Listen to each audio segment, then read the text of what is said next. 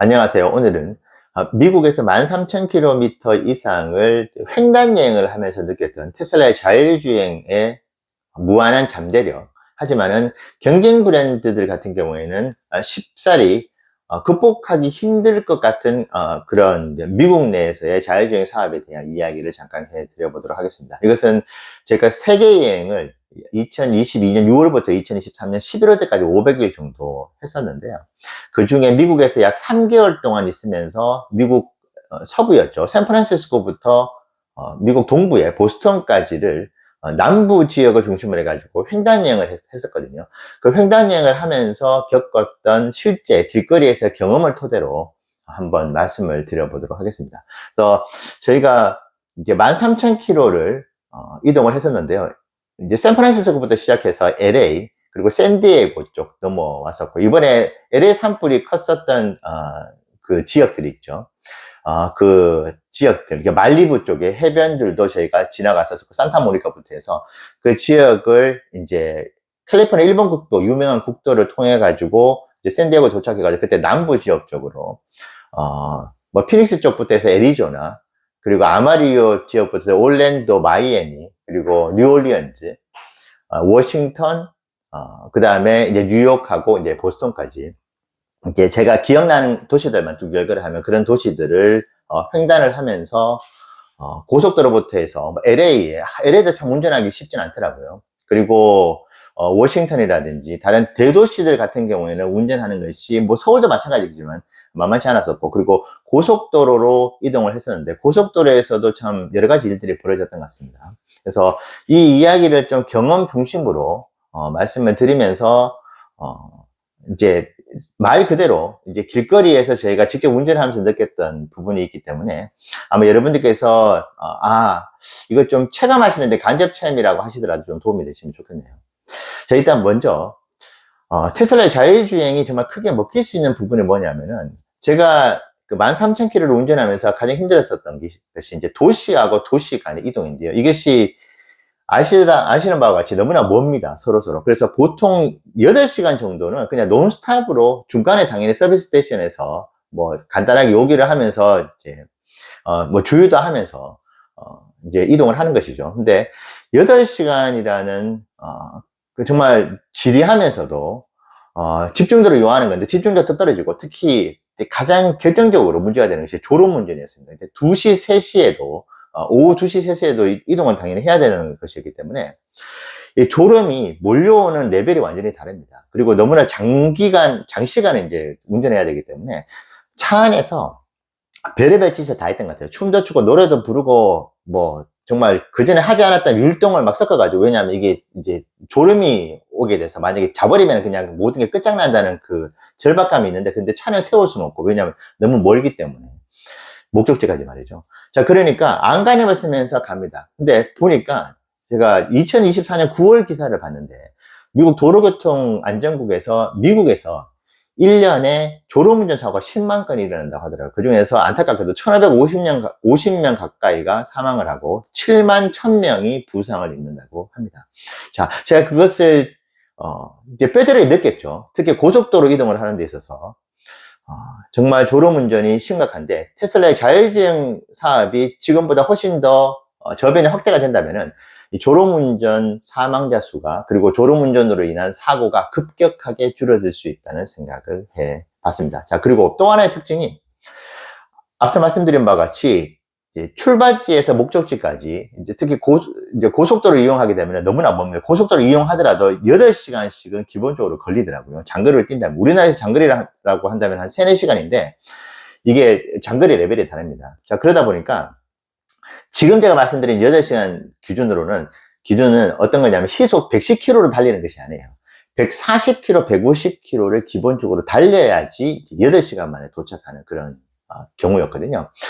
그러다 보니까 특히 제가 이 달라스의 인근에 고속도로에서 이제 달라스 시내로 진입하는, 고속도로에서 이제 시내로 진입하는 구간이 우리나라도 많이 있잖아요.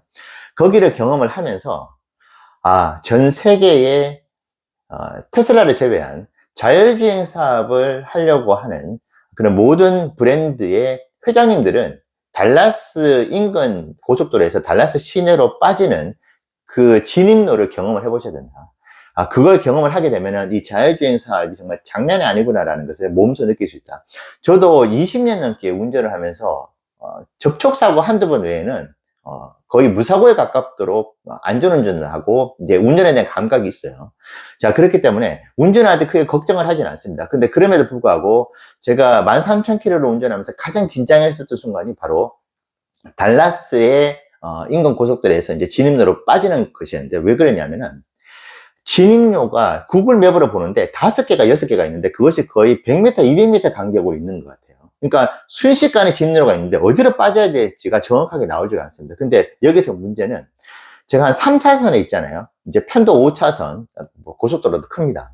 편도 5차선인데 3차선에 있다가 진입로로 들어가야 되는데 옆에서 달리는 차의 속도가 140km, 150km입니다. 이제 편도 4차, 이제 5차선이면 4차선, 5차선에서 달리는 차의 스피드가 130km가 넘어요. 그러니까 이게 자칫 잘못하다가는 큰 사고로 이어지는데 옆에는 바로 진입로고 목적지까지 너무나 먼 거리다 보니까 계속 그렇게 세게 달려왔고 이제 피곤하고 빨리 목적지에 도달하고 싶은 시간인데 진입로를 못 들어가게 되면 또 한참 돌아야 되잖아요. 그러니까 거의 마치 생사를 걸다시피 해서 들어가는데 옆에서 추월을 해야 되는데 140km 가까운 속도로 여전히 달리고 있는 차를 보면서 저하고 와이프가 난리가 났었어요.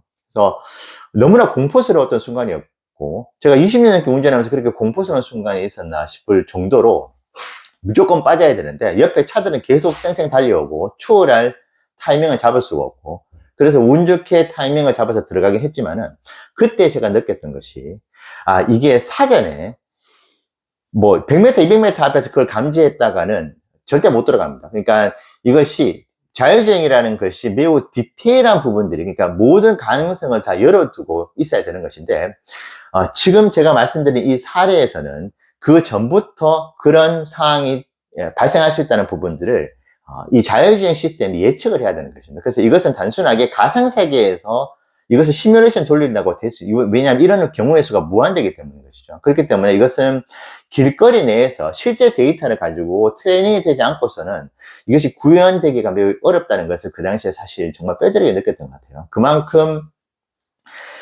미국에서의 도로교통 상황은 만만치가 않다. 뭐 아시는 바와 같이 고속도로에서 말씀드린 지금 140km, 150km 달리는 거기에서 이제 비보호 좌회전을 하면서 또 빠져나가야 되는 길들도 많았거든요. 그런 길들을 실제로 경험을 하다 보면은 앞에서 120km는 기본이고 130km, 140km로 한도 끝도 없이 들어오는 그런 경우에서 어쨌든 들어가야 됩니다. 안 그러다가는 시간도 너무 많이 지체가 되는 것이기 때문에.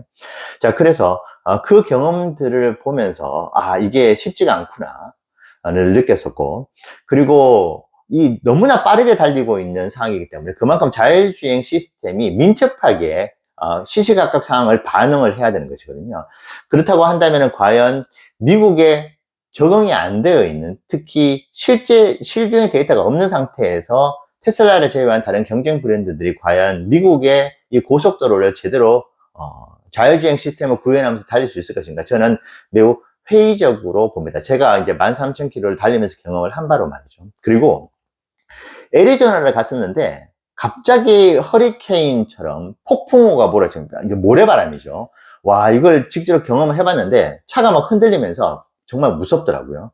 거기에서도 앞이 시야가 잘 보이지가 않습니다. 거기다가 막 비까지 내리고 이거 난리도 아니더라고요. 근데 이 회오리 바람은 정말 좀 공포스럽긴 했습니다. 그래서 그때도 느꼈죠. 자, 물론 라이다 시스템이 있는데 이 비전 기반의 테슬라가 아닌 라이더 센서가 과연 이 모래바람으로 정말 앞이 부였거든요. 이것을 과연 제대로 캐치를 해가지고 정상적으로 운전을 할 수 있을 것인가라는 생각도 한편으로 해보게 됐습니다. 자, 그리고 이제 고속도로를 빠지는데 익스프레스웨이가 있고 그다음 일반 웨이 도로가 있습니다. 익스프레스로 빠지면은 뭐 1달러, 2달러 더 비용을 추가를 해야 되는 것이에요. 자, 그 경우에도 이 선택사항이잖아요. 그러면은 이 자율주행 사업을 할 때는 이 선택사항도 아마 미리 로보택시 같은 경우에는 미리 이제 호출 예약을 할 때 그 길을 빠져야 될 때 아마 선택사항으로 들어갈 것 같은데 이런 아주 디테일한 서비스들이 모두 완비가 되어 있을 때만 자율주행이 가능한 것 같아요. 왜냐하면 익스프레스 길과 일반 길이 있는데 어느 길로 가야 될지를 모릅니다. 결제는 미리 다 해놨는데 이게 익스프레스 돈이 비용이 청구가 되었는지 안 되는지 확인이 안 된다 그러면 어디로 빠져야 되는지도 모르는 것이고, 그리고 빠지는 길도 되게 애매모호해요. 그러니까 그 길을 완벽하게, 그러니까 거의 10만 분의 1의 오차 범위도 일어나면 안 되는 거잖아요. 왜냐하면 고속도로 상황에서는 그것이 잘못되면 대형 사고로 벌어지는 것이고, 그 한 번의 대형 사고가 돌이킬 수 없는 어떤 사업의 리스크로 작용을 하는 것이잖아요. 자, 그런 경험들도 있었던 것 같고요. 그래서 미국에서 다른 경쟁 브랜드들이 이게 FSD를 가지고 사업을 한다고 했었을 때는 아마 웬만한 어떤 디테일한 준비가 되지 않고서는 미국에서 FSD, 자율주행 사업을 한다는 것은 매우 힘들 것이라고 보고 있고요. 지금 미국에서 테슬라가 계속 실주행 데이터를 가지고, 물론 다른 나라에서 실주행 데이터를 가지고 있는데 미국에서의 실주행 데이터가 압도적으로 많을 것 같습니다.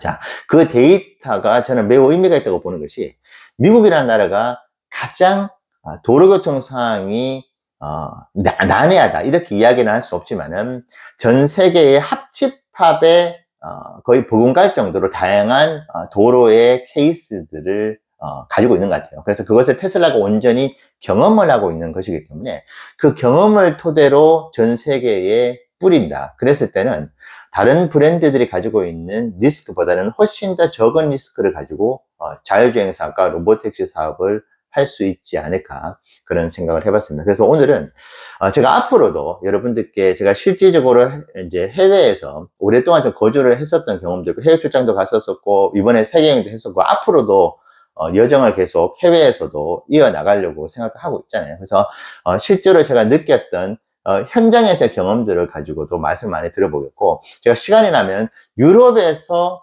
자율주행 사업에 대한 어떤 그런 잠재력, 그 부분들도 시간이 나면 한번 정리해서 말씀드려보는 계기를 만들도록 노력하겠습니다. 자, 오늘 자율주행 사업과 로보택시 사업에 대한 테슬라의 잠재력, 이것이 타 경쟁 브랜드들과는 차별화가 된다. 이 부분 여러분들 투자에 좋은 참고가 되시면 좋겠습니다. 감사합니다.